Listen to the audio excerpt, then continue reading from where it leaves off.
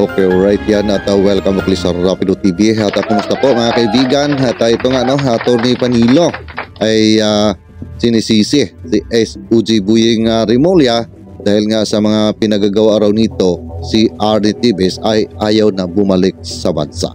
Yan po ang ating alamin at panoorin po natin ang video galing po dito sa NCL mga kaibigan. Paano magiging disorderly behavior yung ginawa niya? Gayong ang facts will warrant yung kanyang mga ginawa. Pangatlo, in-expel mo na naman nang wala naman pagkakataon na ipagtanggol niya na naman ang kanyang sarili. Hindi ko maintindihan. Itong ating mga mambabatas, mawalang-galang na po sa inyo, lalo na yung mga abogado dyan. Dapat tumayo po kayo kahit nakaaway niya si Tibes sa politika. Kahit na hindi nyo kaano-ano. Kaya na nakatakip ang Lady Justice. Hindi natin tinitingnan ang kamag-anakan, ang pagkakaibigan, ang pagkakilala ng isang isinasakdal. Pag nakakita po tayo ng paglabag sa batas, kailangan tumayo kayo. Okay, alright yan mga kaibigan. Bigyan po natin muna ito ng ating pong public opinion. Ang sinasabi nga niya, at dito nga ay ang pinapatungkulan po niya ito nga mga mambabatas na yun nga paggagawa nung pag-expelled kay Arnie Tibes ay parang nagtaka itong si Atty. Panilo na yung mga mambabatas diyan na mga abogado raw ang kanyang sinasabi bakit parang walang ginawa na aksyon dito nga sa expelled kay Arnie Tibes bilang isang congressman mga kaibigan. At sabi nga niya na kahit daw ay kalaban man yan sa politika ay dapat daw ay tumindig daw sila mga kaibigan at walang kakilala, walang kaibigan basta may linabag sa batas dapat ay tumindig daw sila mga kaibigan. Para bang ang ibig sabihin nito ni Atty. Panilo na dapat ay pinagtanggol daw nila ito nga si Arnie Tibes dyan po sa mambabatas na lalo na yung mga abogado dahil alam po naman talaga nila ang batas. Pero sa aking obserbasyon dito kaya ay kahit na isa na mambabatas na abogado ay wala pong nagtatanggol dito kay RD Tibes dahil nakita na po nila talaga na itong si Arnie Tibes ay mayroon talagang ginawa po na kasalanan. Ito lamang si Atty. Panilo ata yung hindi po nakakita sa mga ginawa ni Arnie Tibes na kasalanan mga kaibigan. So yan po ang akin pong sagot dito sa sinabi po ni Atty. Panilo at nasa inyo po mga kaibigan kung ano din po ang inyong mga public opinion po dito. Kahit na sino man siya. Kaya hindi na tayo nagtataka na itong si Congressman Tibes, hindi na babalik ito sa Pilipinas hanggat ang ganyang kalakaran ay nangyayari. Yan po ang aking masasabi dito. Kaya ngayon, sabi nga natin, useless lahat ang ginawa ng DOJ. Yun? Sapagkat, di ba, meron naman siyang bagong demanda, katakot-takot na mga demanda. Pagkatapos silang ginawa yun, parang it's a waste of time. Why? Tingnan nyo. Hindi natin ito ma-aresto kasi wala naman dito. Ayaw naman siya sumuko. Ba't naman siya susuko? Natatakot nga siyang umuwi. Pasusukuin mo pa. Natatakot siya na ang buhay niya ay mapigtas. Di ba? Baka patayin siya.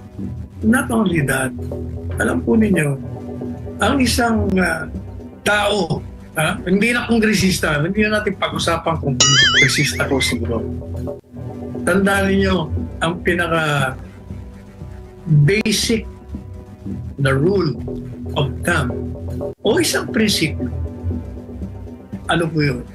Sinasabi po noon, pag ang buhay mo ay nanganganib, ay maaari kang gumawa ng kaukulang mga akto o gawain upang isalba mo ang iyong sarili. Kahit nga po dun sa ating kodigo penal, pag ikaw ay nasa bingit ng kamatayan, pwede kang pumatay doon sa mga nagtatangka sa'yo pumatay at wala kang responsibilidad at hindi ka mananagot sa batas. Okay, alright yan.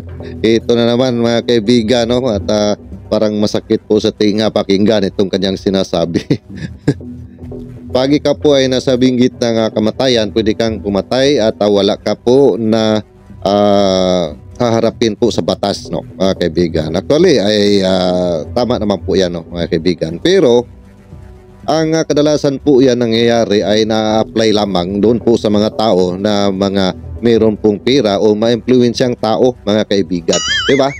Kung inyo pong napagmasdan ang mga pangyayari po, diba? Pagka ikaw po ay walang kakayanan, wala pong pera, talagang nasabi natin na hirap sa buhay at ginawa mo lang na ay dumipinsa at napatay mo yung tao, lalo na pagka yung napatay mo mayroong pera, mananagot ka rin po sa batas, mga kaibigan. Yun, no? Ang atin pong palagi pong mga nabalitaan na mayroon ngang mga nakukulong na kahit na wala nga po silang ginawang kasalanan, dumipinsa lamang, pero andyan po ngayon sa bilibid, mga kaibigan. So, okay naman po ang sinabi po ni Atty. Panilo na idipinsa nga ang ating sarili at yun lang sa wala po tayong haharapin sa batas, yun ay na-apply lamang sa mga mayroon pong pera o talagang mayroon pong kakayanan, mga kaibigan. At alam po natin lahat yan, di ba? Nasa inyo po, no, kung ano ang inyong komento po dyan. O, ayan po. Kaya ayan si Tebes, nauunawaan natin. At kasi sinabi ko kanina na waste of time kasi wala na, hindi nauusad ang kaso. Apart from that, hindi na natin malalaman kung ano ba yung mga akusasyon sa kanya.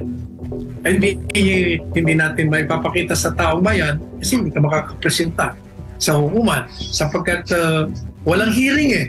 The court cannot acquire jurisdiction over the person of defendant accused, Tebes, sapagkat kailangan po ma-arresto muna siya or kulong po siya. So, ayun, nakatenga ang kaso, hindi na natin malalaman, may kasalanan nga ba yan o hindi. Paano na yung mga biktima? Paano sila makakakuha ng katarungan? At sana po hindi ito mangyayari kung naging objective lang sana yung Department of Justice. Dapat po kasi walang kinikilingan ng batas. Kailangan ibigay natin sa pinaka masamang tao kung siya'y nasasaktan. Yung pong ibinibigay na tinatawag na pagpapalagay na ikaw'y walang kasalanan hanggat hindi ka nanilitisin, hindi ka nanilitis, at ang ebidensya ay nagpapakita na walang kaduda-duda. Okay, alright yan. At ito nga, no? At narinig po natin ang mga sinabi ni Atty. Panilo. At dito nga, no, ay sinisisi nga niya. Ito nga si SOG Boyeng Remulla, dito nga sa pangyayari na ito nga si Arnie Tibes ay nagtatago na at sabi pa nga niya ay ayaw na po itong bumalik po sa bansa.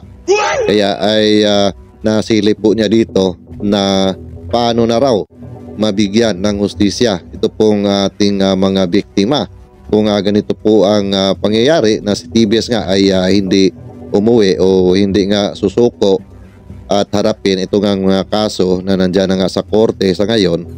At kung wala si Tibes ay matingga po itong kaso, mga kaibigan, which is ay totoo naman po, no, na pagka hindi nga si Tibes babalik, hindi niya harapin itong kaso at patuloy po siya magtatago, ay talagang ang kaso na ito ay maging pending po hanggat itong si Arnie Tibes ay mahuli at padala po pabalik dyan sa ating pong bansa sa Pilipinas para harapin po itong kaso, mga kaibigan. At dito nga, no, sa kanyang mga sinasabi na ito nga si SOG Boyeng Remulla ay parang sa tono po ni Atty. Panilo ay parang hinatulan na si Arnie Tibes, kaya ay mas lalo po itong nagtatago dahil ay nakita daw ni Arnie Tibes na parang wala na talaga siyang pag-asa, wala na po siyang dapat pang ipaglaban dahil nga ay nahatulan na daw, mga kaibigan. At dito nga no sa sinabi niya na ito nga si Arnie Tibes ay parang hindi na napagtanggol ang kanyang sarili. Na kung atin pong napanood ang lahat po ng mga ginagawa ni Arnie Tibes na mga press-con, mga live niya sa kanyang page no nung hindi pa siya nagtatago, at itong kanyang abogado na si Atty. Topacio, di ba? Marami po naman silang mga paliwanag po doon sa kanilang mga ginagawa patungkol ito sa kanya pong kaso. Actually, hindi naman po talaga si Tibes nagbabanggit sa kanyang kaso, mga kaibigan, no? Dahil ay pinaglaban naman niya na wala raw po siyang ginawa na kasalanan. Kaya ay ang ating pong mga kababayan ay nanawagan sa kanya na kung totoo na wala talaga siyang kasalanan ay dapat ay harapin po niya ito pong mga kaso na laban po sa kanya. Pero ay ayaw nga niyang harapin at nagtatago na itong si Arnie Tibes. Pati pa nga itong si Atty. Topacio ay wala na rin po tayong narinig, no? At nanahimik na ang kanya pong abogado, mga kaibigan. Kaya ay may posibilidad na kung itong si Arnie Tibes na hindi nga mahuli o maipabalik sa Pilipinas ay talagang pending po itong kaso na ito hanggat itong si Arnie Tibes ay mahuli at maiharap sa korte, mga kaibigan, at dyan po no masimulan po itong hearing na haharapin po ni Arnie Tibes patungkol po dito sa mga kaso na kanyang kinakaharap sa ngayon, no? So medyo mahirap po, no? Pero base sa mga sinasabi ni SOG Boyeng Remulla ay pinakilos naman po nila, no, ang mga otoridad para po ay hulihin itong si Arnie Tibes kung saan po siya sa ngayon nagtatago. Pero talagang medyo may kahirapan po talaga, mga kaibigan, no, na itong si Arnie Tibes ay basta-basta na lang po itong mahuli kaagad. At hindi po naman natin talaga alam itong mga sinasabi na nandyan po sa Timor-Leste, kung ito ba ay meron talagang katotohanan ang mga balita na ito. Wala po tayong talagang makuha na impormasyon kung ito po ay totoo. At kung atin nga pong napakinggan yung mga live ni Arnie Tibes, no, sa kanyang Facebook page, ay marami ngang nagsasabi na itong si Arnie Tibes ay parang nandito na sa Pilipinas, mga kaibigan, dahil nga marami pong mga tilaok na manok ang naririnig sa kanyang mga time na mag-live po siya, mga kaibigan, no. Kaya ay marami ang nagdududa na itong si Arnie Tibes ay nandito na sa Pilipinas, no. Hindi po talaga natin masyadong alam, no, kung nasaan talaga itong si Arnie Tibes. At si SOG Boyeng Remulla naman kasi minsan ay mayroon din po siyang mga sinasabi na ay hindi po tumutugma, mga kaibigan, no. Kaya ay parang mahirap po talaga, no, matukoy na saan talaga itong si Arnie Tibes.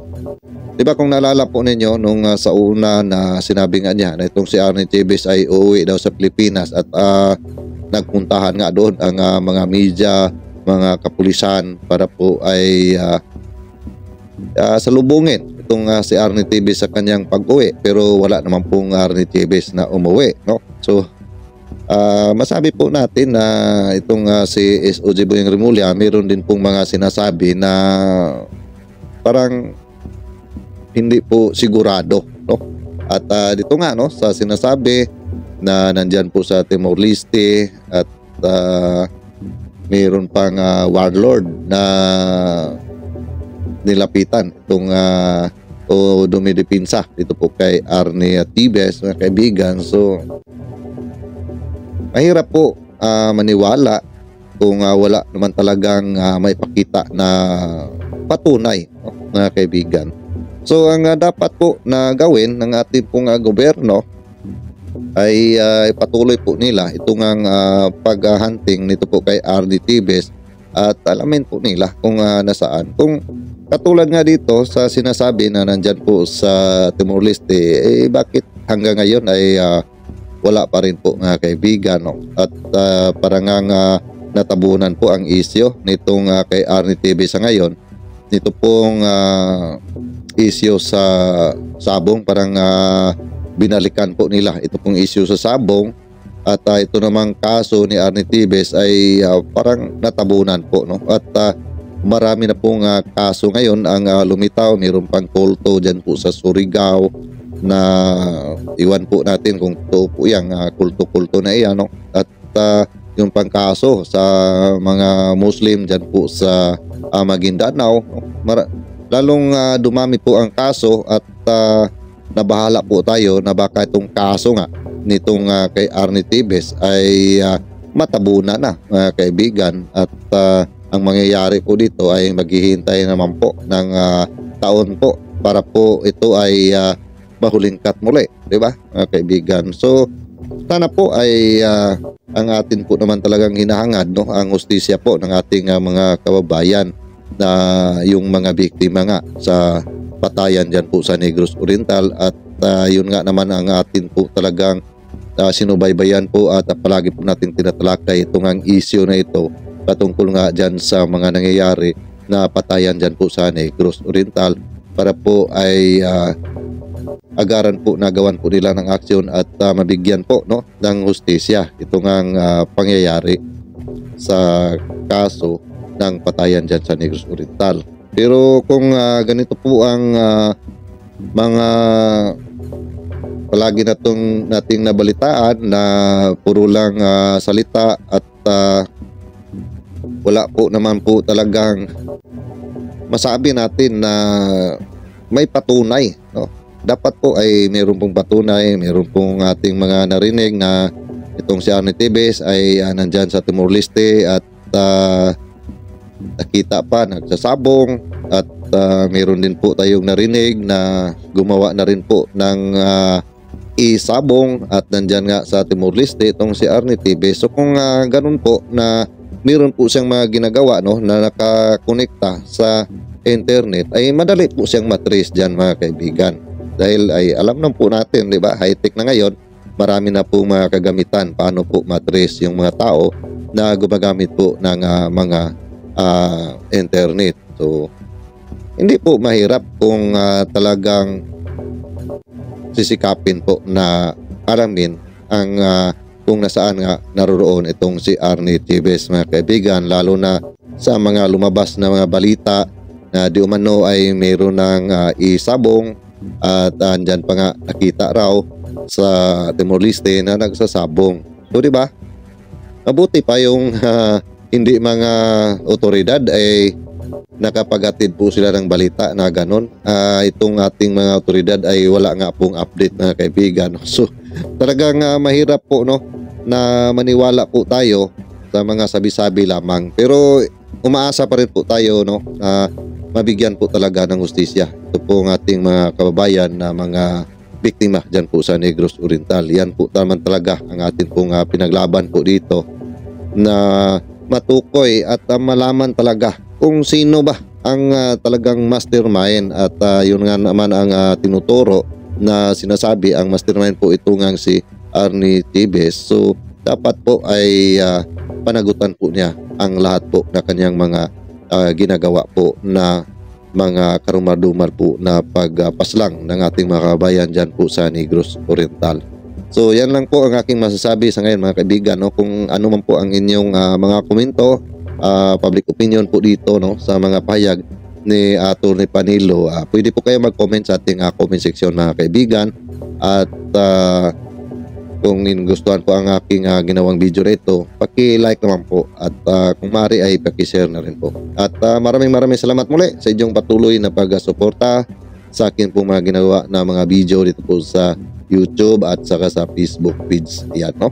At muli ay see you po sa next video ko. God bless all of us, at ingat lagi. Saan man tayo naroon.